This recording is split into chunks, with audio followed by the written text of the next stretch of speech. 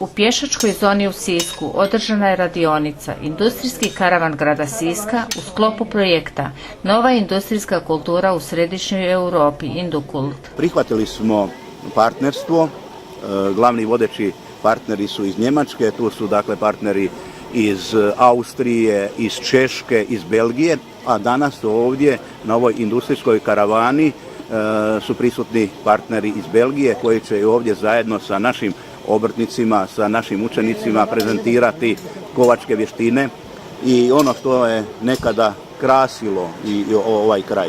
Ovaj projekt je vrijedan gotovo 3,5 milijuna eura, a na nas kao županiju otpada 163 tisuće eura za naše aktivnosti. Kroz te aktivnosti, osim ovih radionica, tu ćemo imati izradu strategije očuvanja industrijske baštine na području naše županije, edukacijske radionice, imat ćemo također i tiskane materijale kojima ćemo na neki način promovirati sve ono što se događalo kroz stoljeća ispred nas u industriji, u ovom gradu, u ovoj županiji. So I'm John from Belgium, from Stebo. This is Moje ime je John, dolazim iz Belgije, ovo je moj kolega, kovač po struci. Hrvatska je već 4. zemlja koju posjećujemo, prije toga bili smo u Poljskoj, Češkoj i Sloveniji. Dio smo takozvane karavan ture koja provodi projekt Indukult 2.0. Zapravo, naš je cilj pokazati ljudima odnos između nove i stare tehnologije.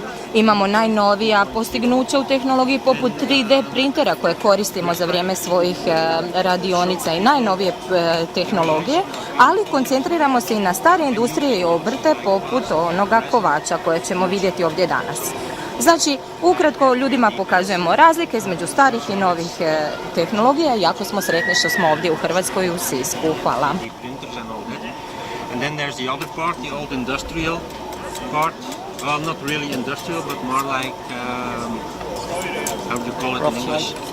A craftsmanship, like the blacksmith. And we're going to try to show the people the difference between old, new and modern technology. So that's in a nutshell what we do. So and we're very happy to be here. And thank you.